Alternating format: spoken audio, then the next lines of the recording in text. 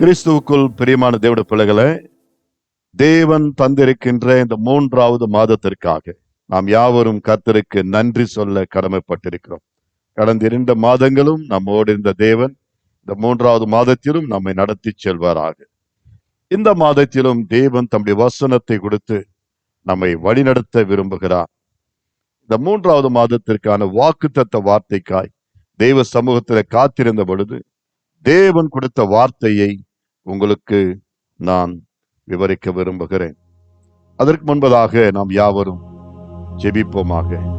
பரிசுத்த பிதாவே, பரலோகத்தின் தேவனே, இப்பொழுதும் இந்த 3வது மாதத்திற்காக ஆண்டவரே உமக்கு நன்றி சொல்லுகிறோம். கடந்த 2 மாதங்களும் 2024ஆம் ஆண்டிலே எங்கள் தேவனாகிய கர்த்தர் எங்களோடு இருந்து எங்களை நடத்தி வந்த எல்லா வழிகளுக்காக நீர் ஆண்டவரே தந்த எல்லா ஆசீர்வாதங்களுக்காக நன்றி செலுத்துகிறோம்.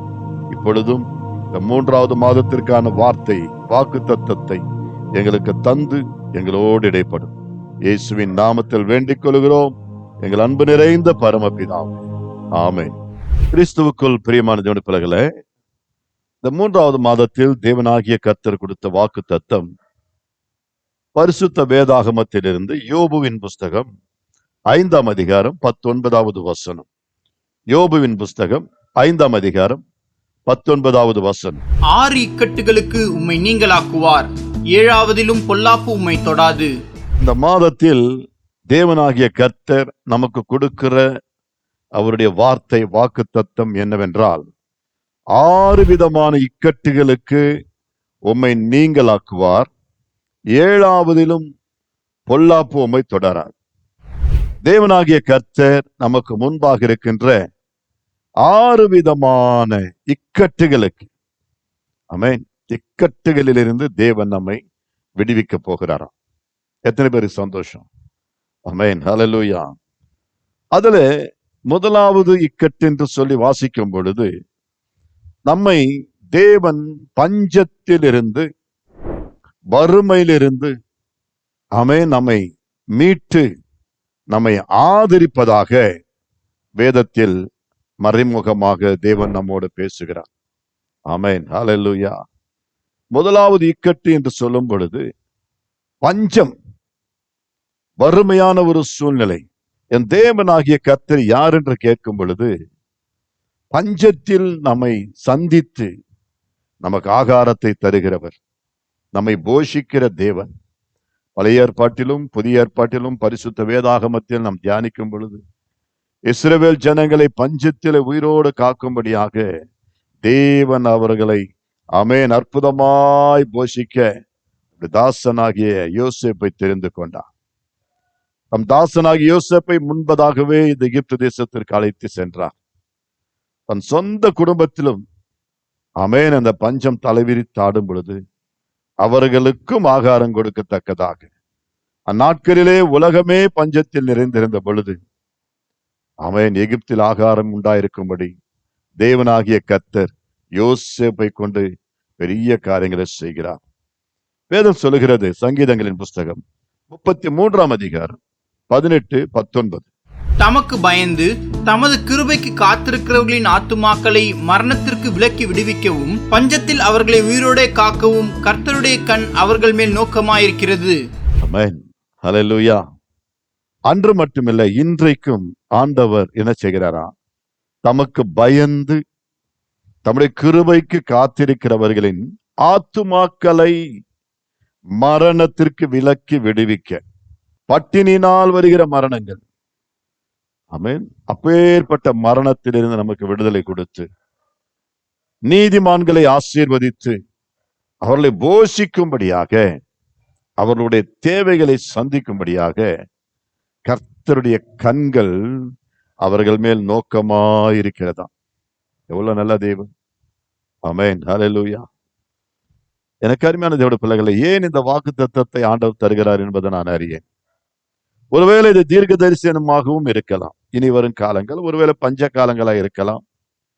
ஆம், விலை உயர்ந்த நிலைமைகள்ல விலைவாசி எல்லாம் கூட ஏறக்கொண்டிருக்கிற நாட்கள். ஆமென், நாம் நினைத்ததெல்லாம் வாங்க முடியாத சூழ்நிலைகள். ஆமென், இப்பேற்பட்டதான சூழ்நிலைகள் வரலாம். ஆனாலும் வேதம் சொல்லுகிறது, என் தேவனாகிய கர்த்தர் நம்மை அப்பேற்பட்ட பஞ்ச நேரங்களிலும் இக்கட்டான சூழ்நிலைகளிலே தேவன் நம்மை மீட்டெடுத்து நம்மை ஆசீர்வதிக்கிற தெய்வமாயிருக்கிறார். வேதத்துல ஒரு விதவையை குறித்து வாசிக்கும் பொழுது, சாரெபாத் என்கின்ற ஊரிலே ஒரு விதவை தன்னுடைய ஒரே மகனோடு கூட வாழ்ந்து கொண்டிருந்தார். அந்நாட்களிலும் பஞ்சங்கள் அடிக்கடிக்கு தலைவிரித்தார். அப்பொழுது அந்த குடும்பத்திலே ஆகார குறைவு, மாவில்லை, எண்ணெய் இல்லை, பாவம் கஷ்டப்பட்டு கொண்டிருந்த சூழ்நிலையில தேவன் தம்முடைய தாசனை அனுப்பி அந்த குடும்பத்தினுடைய வறுமையை, பட்டினியை போக்குவதை நம்மாலே பார்க்க முடியும்.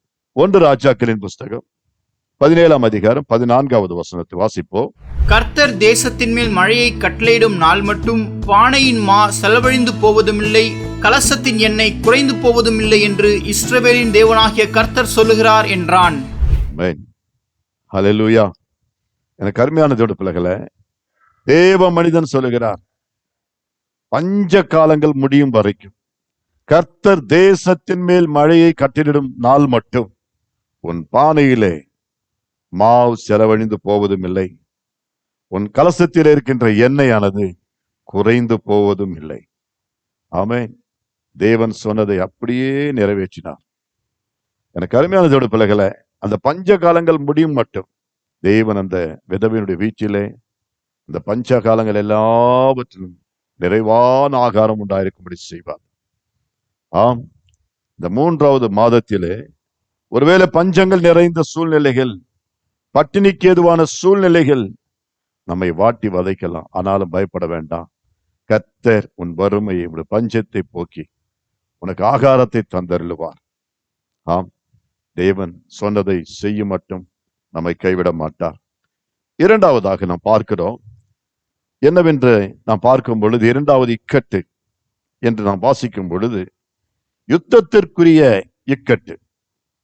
ஆமென்.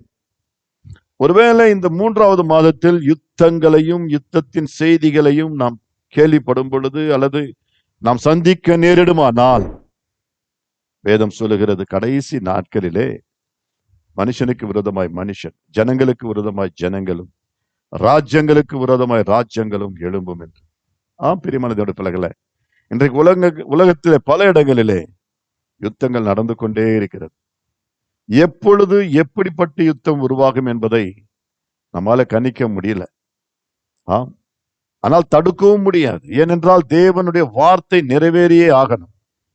அப்படி ஒரு கால் யுத்தம் வருமானால், யுத்தங்கள் வருமானால், கர்த்தர் சொல்லுகிறார், தேவன் உன்னோடு கூட இருந்து, நம்மோடு கூட இருந்து, நம்மை மீட்டெடுக்கிறவராய், காப்பாற்றுகிறவராய், நம்மை ரட்சிக்கிறவராய், நம் சார்பில் நின்று நமக்காக யுத்தம் செய்கிறவராய் இருப்பார் என்று இந்த வார்த்தை நமக்கு ஆமென் பதிலளிக்கிறது.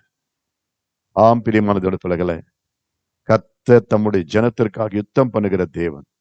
வேதம் சொல்லுகிறது, குதிரைகள் யுத்த நாளுக்கு என்று ஆயத்தமாக்கப்படும், ஆனால் ஜெயமோ கர்த்தரால் வரும். ஒருவேளை இந்த 3வது மாதத்திலே நாம் எதிர்பாராத ஒரு யுத்தமோ அல்லது யுத்தத்திற்கு ஏதுவான சூழ்நிலைகளோ ஒரு போராட்டமோ காணப்பட்டால், தேவன் அதன் மத்தியிலே நமக்கு ஜெயம் கொடுப்பார். கர்த்தருடைய வார்த்தை சொல்லுகிறது, யோசபாத் என்கின்ற தேவ மனிதன் அவர் அரசனாயிருந்த நாட்களிலே அவருக்கு விரோதமாக 3 விதமான கூட்டத்தார் எழும்பி அவை ஒழிக்க நினைத்தார்கள், அழிக்க நினைத்தார்கள்.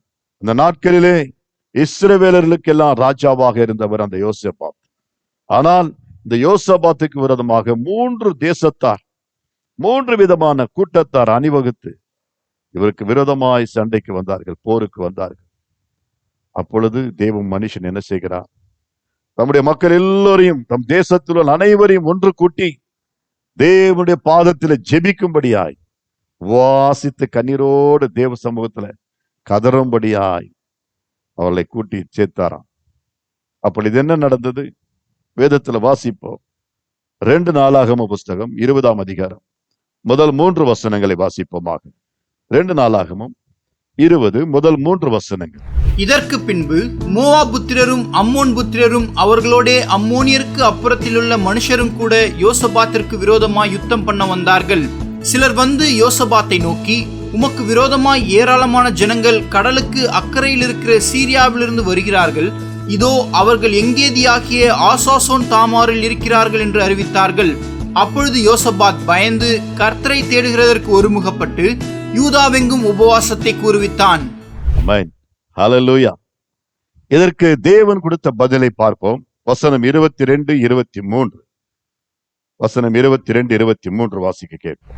அவர்கள் பாடி துதி செய்ய தொடங்கின போது யூதாவுக்கு விரோதமாய் வந்து பதிவிருந்த அம்மோன் புத்திரரையும் மோவாபியரையும் சேயீர் மலை தேசத்தாரையும் ஒருவருக்கு விரோதமாய் ஒருவர் கர்த்தர் எழும்ப பண்ணினதினால் அவர்கள் வெட்டுண்டு விழுந்தார்கள். எப்படியெனில் அம்மோன் புத்திரரும் மோவாபியரும் சேயீர் மலை தேச குடிகளை சங்கரிக்கவும் அழிக்கவும் அவர்களுக்கு விரோதமாய் எழும்பினார்கள். சேயீர் குடிகளை அழித்து தீர்ந்தபோது தாங்களும் தங்களில் ஒருவரை ஒருவர் அழிக்கத்தக்க விதமாய் கை கலர்ந்தார்கள். ஆமென். ஹல்லேலூயா. இதுதான் தேவன் செய்கிற அற்புதம். இந்த தேவ பிள்ளைகள் யோசபாத்தும் அவருடைய ஜனங்கள் எல்லோரும் கூடி ஜெபிக்கிற வேளையில தேவன் அவர்கள் பாடி துதி செய்த வேளையில அந்த எதிரிகளாகிய 3 தேசத்தாரையும் ஒருவரோடு ஒருவர் எழும்பும்படியாய் செய்தாராம். அவர்களுக்குள்ள கைகலப்பு உண்டாயிற்று. அவர்களுக்குள்ள ஒரு பெரிய உட்கட்சி பூசல் உண்டாயிற்று. கசப்புகள் உண்டாயிற்று. அவர்களுக்குள்ள ஒரு போர் வெடித்தது. தேவன் அதை செய்தார். அப்பொழுது அவர்கள் ஒருவரை ஒருவர் வெட்டுண்டு சாய்த்தார்கள். தேவன் அந்த எதிரிகளை எல்லோரையும் இப்படியாக வீழ்த்துவதை நாம் பார்க்கிறோம். ஒருவேளை இந்த 3வது மாதத்தில் நமக்கு விரோதமாய் உங்களுக்கு விரோதமாய் இப்படி ஒரு எதிரிகள் கூட்டம் எழும்புமே ஆனால் பயப்படாதீர்கள். நிச்சயமாய் தேவன் நமக்காக யுத்தம் பண்ணி தேவன் நம் சார்பில் இருந்து இக்கட்டிலிருந்தும் நம்மை தப்புவிக்கிற தெய்வமாக நம்மோடு கூட யுத்தம் பண்ணுவார். 3வதாய் நாம் பார்க்கும் பொழுது கர்த்தருடைய வார்த்தையின்படி அந்த 3வது இக்கட்டு என்பது என்னவென்றால் பொல்லாதவர்களுடைய வார்த்தைகள் இந்த மாதத்திலே இந்த 3வது மாதத்திலே ஒருவேளை நம்மை காயப்படுத்தும்படியாக ஆமென் அந்த வார்த்தைகள் இருக்குமே ஆனால் தேவன் அதற்கு சரியான பதில் கொடுத்து இந்த மாதம் நம்முடைய இருதயத்தை அமைதியாயிருக்கும்படி செய்வார். ஆமென். வாசிக்க கேட்போம். சங்கீதங்களின் புஸ்தகம் 64ஆம் அதிகாரம் 1 முதல் 4 வசனங்கள்ல வாசிக்கிறோம். இது பக்தனாகிய தாவீதுடைய வாழ்க்கையிலே நிகழ்ந்த ஒரு சம்பவம். வாசிப்போம். சங்கீதம் 64 1 முதல் 4 முடிய. தேவனே, என் விண்ணப்பத்தில் என் சத்தத்தை கேட்டருளும். சத்ருவால் வரும் பயத்தை நீக்கி என் பிராணனை காத்தருளும். துன்மார்க்கர் செய்யும் ரகசிய ஆலோசனைக்கும் அக்கிரமக்காரருடைய கலகத்துக்கும் என்னை விலக்கி மறைத்தருளும். அவர்கள் தங்கள் நாவை பட்டயத்தைப் போல கூர்மையாக்கி மறைவுகளில் உத்தமன் மேல் எய்யும் பொருட்டு கசப்பான வார்த்தைகளாகிய தங்கள் அம்புகளை நாணிற்றுகிறார்கள். சற்றும் பயமின்றி சடுதியில் அவன் மேல் எய்கிறார்கள். ஆமென். பார்ப்பீர்கள், ஆனால் கசப்பான வார்த்தைகளினாலே தேவ பிள்ளைகளுக்கு விரோதமாக தேவனை தொழுது கொள்ளுகிறவர்களுக்கு விரோதமாக நீ கர்த்தரை ஏற்றுக்கொண்டு கர்த்தரை ஆராதிக்கிறது நிமித்தமாய் பரிசுத்த தெய்வத்தை நீ தொழுது கொள்ளுகிறது நிமித்தமாய் ஏற்றுக்கொண்டது நிமித்தமாய் உங்களுக்கு விரோதமாக உருவாக்கப்படுகிற அந்த ஆயுதங்களை வார்த்தைகளை தேவன் முறியடித்து போடுவார். ஆமென். ஹல்லேலூயா. வேதம் சொல்லுகிறது, கசப்பான வார்த்தைகளாகிய தங்கள் அம்புகளை நாணேற்றுகிறார்கள். கெட்ட வார்த்தைகள் நமக்கு விரோதமாய் பேசத்தோன், ஆனாலும் தேவன் அவைகள் மத்தியிலே நமக்கு ஒரு பாதுகாப்பை கொடுப்பார். இந்த வார்த்தைகளை தாங்கக்கூடிய பலனை கொடுப்பார். நமக்கு விரோதமாய் உருவாக்கப்படுகிற ஆயுதங்களை வாய்க்காதபடி செய்வார். எனக்கு அருமையான தேவ பிள்ளைகளே, இன்றைக்கு ஒருவேளை நேருக்கு நேராய் தீங்கு செய்ய முடியாவிட்டாலும் கூட வார்த்தைகளாலே நமக்கு விரோதமாய் தீங்கு செய்கிறவர்கள் ஏராளம். ஆம், நாவின் வார்த்தைகள் மிகவும் பயங்கரமானவை. ஒரு மனுஷனை கொன்றுவிடும், நம்மை அழித்துவிடும். பொறாமையின் வார்த்தைகள், எரிச்சலின் வார்த்தைகள், கசப்பான வார்த்தைகள் நமக்கு விரோதமாய் பேசும் பொழுது, அவைகள் நம்முடைய செவிகளிலே விழும் பொழுது நாம் உடைந்து போகிறோம், நாம் நொறுங்கி போகிறோம். இது நிமித்தமாய் நம்முடைய சமாதானம் சீர்குலைகிறது. அப்படி இல்லாமல் தேவன் அந்த வார்த்தைகள் நம் காதிலே விழுந்தாலும் கூட அவைகள் மத்தியிலே நம்மை திடப்படுத்தி தைரியப்படுத்தி ஆமென் சமாதானத்தோடு வாழும்படி நமக்கு துணை செய்வார். ஆம், எனக்கு அருமையான தேவனுடைய பிள்ளைகளை, இன்றைக்கு அநேகர் இப்படிப்பட்ட இக்கட்டான சூழ்நிலைகள் இருக்கிறார்கள். எதிரிகளுடைய வார்த்தைகளினாலே தாங்க முடியாமல் தற்கொலை செய்து கொள்கிறவர்களும், என்னை இப்படி பேசிவிட்டார்களே, இப்படி சொல்லிவிட்டார்களே என்ற எண்ணங்களிலே அநேக தங்களை மாய்த்துக் கொள்கிறவர்களுமாயும் இருக்கிறார். அப்படி இல்லாமல், ஒருவேளை இப்படி சத்துரு நமக்கு விரோதமான வார்த்தைகள் கொண்டு வரும் பொழுது கர்த்தர் நம்மை அந்த நாவை அடக்கி, அந்த நாவுகளை கட்டி தேவன் நம்மை காப்பார் என்று இந்த 3வது மாதத்திலே இந்த 3வது வார்த்தையிலே ஆவியானவர் பேசிக் கொண்டிருக்கிறார். 4வது இக்கட்டாக நாம் வேதத்தில் வாசிக்கும் பொழுது, நமக்கு விரோதமாக எழும்புகிற எல்லா விதமான வன்முறையான சூழ்நிலைகள். இந்த 3வது மாதத்துல வன்முறைகள் தலைவிரித்து ஆடினாலும் நாம் அதற்கு பயப்பட வேண்டியதில்லை. வன்முறைகள் இன்றைக்கு பல இடங்களில் வன்முறைகள் சர்வசாதாரணமாய் நிகழ்ந்து கொண்டிருக்கிறது. தடுப்பார் இல்லை, கேட்பார் இல்லை.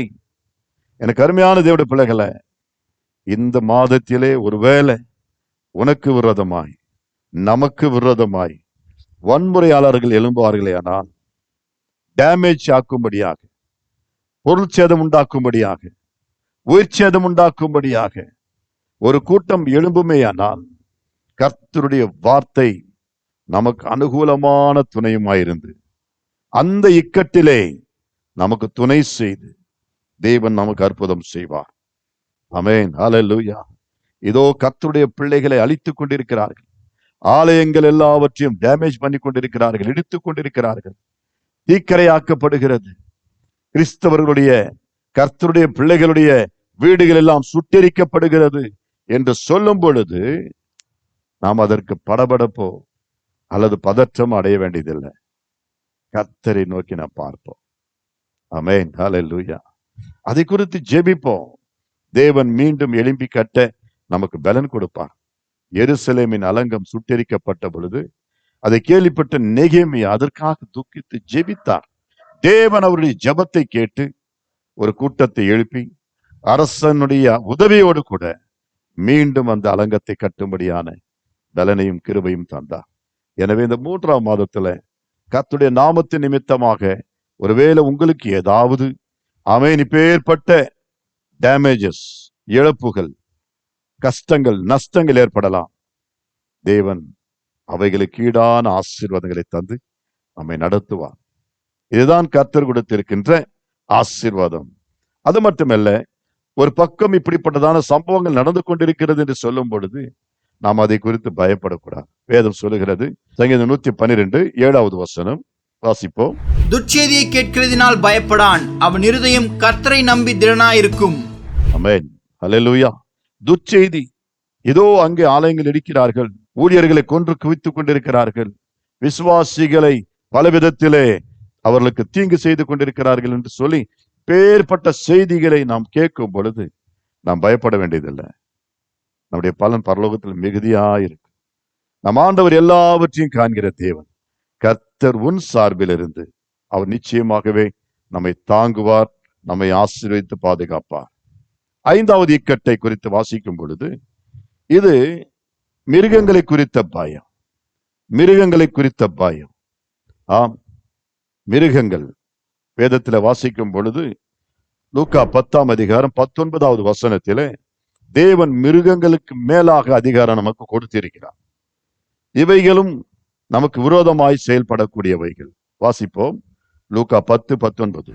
இதோ சர்ப்பங்களையும் தேள்களையும் மிதிக்கவும் சத்துருவினுடைய சகல வல்லமையும் மேற்கொள்ளவும் உங்களுக்கு அதிகாரம் கொடுக்கிறேன், ஒன்றும் உங்களை சேதப்படுத்த மாட்டாது. ஆமென், ஹல்லேலூயா. சர்ப்பங்களை மிதிக்க, தேள்களை அவைகளை மிதிக்க, அவைகளை மேற்கொள்ள, அவைகளை வல்லமைகளை மேற்கொள்ளும்படியாய் என் அன்பு தேவனுடைய பிள்ளைகளே, கர்த்தர் நமக்கு அதிகாரம் கொடுத்திருக்கிறார். அவைகள் ஒன்று நம்ம செய்ய முடியாது என்றார். விசுவாசத்தினால் நீதிமான் பிழைப்பான் என்று வேதம் சொல்லுகிறது. ஆம், இந்த மிருகங்களுக்கு தேவன் நிச்சயமாக ஒரு முடிவு கட்டுவார். வேதம் சொல்லுகிறது, மிருகங்கள் என்று சொல்லும் பொழுது ஏதோ நம்ம பார்க்கிற காட்டு மிருகங்கள் அல்லது விஷ ஜந்துக்கள் மட்டுமல்ல. வேதத்துல சில மனிதர்களையும் மிருக குணமுள்ளவன் அது அறியான் என்று சொல்லப்பட்டிருக்கிறது. மிருக குணமுள்ளவர்கள் தேவ வார்த்தைக்கு செவி கொடுக்க மாட்டார்கள் என்று சொல்லப்பட்டிருக்கிறது. எனக்கு அருமையான தேவ ஜனமே, மிருக குணம். ஒரு மிருகத்திற்கு நன்மை எது தீமை என்று என்னது என்று தெரியாது. அதே போல தாங்கள் என்ன செய்கிறோம் என்பதை அறியாமலே செய்து கொண்டிருக்கும். அல்லேலூயா. இன்றைக்கு மனிதர்களுடைய நிலைமை கடைசி நாட்களிலே இப்படியாய் போய் கொண்டிருக்கிறது. பெத்த குழந்தைகளை கொடூரமாய் கொலை செய்கிற பெற்றோர்கள், ஆமென், கொலை செய்கின்ற கணவர்மார்கள், பணத்திற்கு ஆசைப்பட்டு, தங்கத்திற்கு ஆசைப்பட்டு சில குடும்பங்களில் புகுந்து, ஆமென், அந்த குடும்பத்தில் இருக்கிறவர்களை கொலை செய்து அவைகளை பறித்து கொண்டு செல்கிறவர்கள், வழிப்பறி, பிறருக்கு நஷ்டத்தை ஏற்படுத்தக்கூடியவர்கள், காயப்படுத்துகிறவர்கள், இது போல பலவிதமான தீமையான தீங்கான செயல்களை செய்கிறவர்களை கர்த்தருடைய வேதம் சொல்லுகிறது மிருகத்திற்கு சமமானம் என்று. அது அவர்களுக்கு தவறாக தெரிவதில்லை. எனக்கு அருமையான தேவனுடைய பிள்ளைகளே, இப்படிப்பட்டதான மக்கள் மூலமாக, மூர்க்கர்கள் மூலமாக நமக்கு விரோதமான தீமையான காரியங்கள் வறுமையானால் இந்த 3வது மாதத்தில் தேவன் அதிலிருந்து நம்மை தப்புவிக்கிறவராய், நம்மை காக்கிறவராய் இருக்கிறார். ஆமென், ஹல்லேலூயா. இந்த 6 விதமான இக்கட்டுகளுக்கு தேவன் நம்மை விலக்கி பாதுகாக்க போகிறார். தொடர்ந்து நாம் வாசிக்கும் பொழுது அப்போஸ்தலனாகிய பவுல் தன்னுடைய வாழ்க்கையிலே நடந்தவைகளை சொல்லும் பொழுது 2 தீமோத்தேயு 4ஆம் அதிகாரம் 17வது வசனத்தில் நாம் அதை குறித்து பார்ப்போம். வாசிப்போம். கர்த்தரோ எனக்கு துணையாக நின்று என்னாலே பிரசங்கம் நிறைவேறுகிறதற்காகவும் புறஜாதியார் எல்லாரும் கேட்கிறதற்காகவும் என்னை பலப்படுத்தினார். சிங்கத்தின் வாயிலிருந்தும் நான் ரட்சிக்கப்பட்டேன். ஆமென், ஹல்லேலூயா. பிரசங்கம் நிறைவேறும்படியாக தேவன் என்னோடு இருந்து என்னை தப்புவிக்கிறவராய், புறஜாதியார் எல்லோரும் கேட்கும்படியாய், தேவ சத்தியத்தை கேட்கும்படியாய், பலமுறை சிங்கங்கள் எனக்கு விரோதமாய் எழும்பி வந்தாலும் கூட தேவன் அவர்களுடைய வாயிலிருந்து நான் ரட்சிக்கப்பட்டேன். ஆம் தேவ பிள்ளைகளை, சிங்க கெபியிலே விழுந்தாலும் தானியேலை தேவன் காப்பாற்ற வல்லவராயிருந்தார். தாவீது அவர் மேய்ப்பனாயிருந்த நாட்களிலே ஆடுகளை மேய்த்து கொண்டிருந்த பொழுது ஒரு முறை ஒரு கரடியும் ஒரு முறை ஒரு சிங்கமும் வந்தது என்று அவர் சாட்சி அளிக்கிறார். அவைகளுடைய வாயை கிழித்து அவைகளை கொன்று விட்டார் என்று அவர் சொல்லுகிறதை பார்க்கிறோம். எனக்கு அருமையான தேவ ஜனமே, நமக்கு விரோதமாக ஒரு மிருக கூட்டம் எழும்பும், நமக்காக கர்த்தர் யுத்தம் பண்ணி அவைகளுடைய வாயை கட்டுவார், அவைகளுடைய நாவை கட்டுவார். தேவன் அவைகளை நமக்கு சேதம் ஏற்படுத்தாதபடிக்கு நம்ம எல்லாம் காவலோடு காத்துக் கொள்வார். இந்த 3வது மாதம் தேவன் நம் இக்கட்டுகளிலிருந்து விடுதலை ஆக்குகிற மாதம். கடைசியாக 6வது இக்கட்டை வாசிக்கும் பொழுது, அது 6வது இக்கட்டு என்பது பேரழிவுகள், ஆமென், இயற்கை சீற்றங்களால் வருகிறதான இக்கட்டு.